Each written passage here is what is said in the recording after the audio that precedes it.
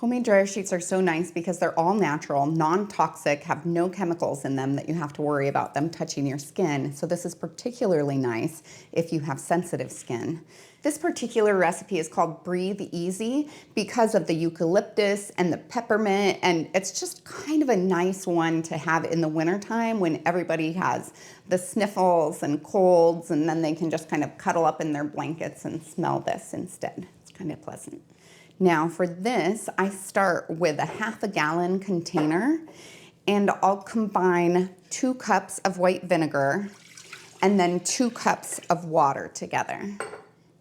Now the vinegar, you would think would be a little bit too strong, but once it's gone through the dryer, it actually doesn't have a strong scent at all. All you smell is the essential oils.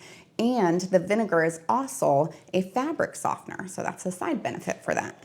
And then I take 2 tablespoons of vegetable glycerin, which is also a fabric softener, but in addition to that, it actually keeps the essential oils suspended in the liquid so that it doesn't just float to the top.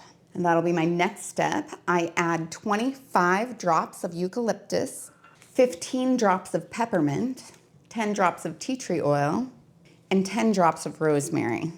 I really like the ones that have the dropper like this. I feel like it's a little easier to control. I'll then mix it up with a fork because I want those oils to be nice and suspended in that glycerin. If you had a tiny whisk, I guess you could do that too, but a fork works well.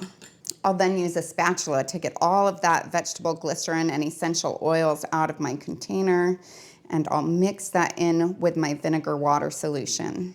And I want to do a pretty decent job of mixing just to make sure that it's all throughout it. I'll then place my washcloths into the jar. I really like using a cotton washcloth, but you could do any number of things. The key is that you want it to be really absorbent. I like to pick just one specific color so that the kids know when it comes out of the dryer that that's one that needs to go back in this jar.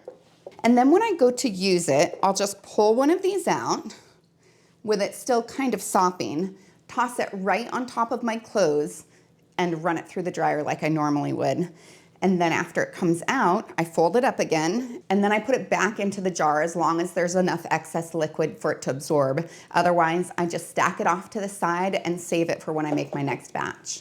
And then I just put the lid on, keep it in a nice airtight container, and the scent should be best within the first 30 days. I also have a coordinating recipe for a scent booster if you're interested in looking at that.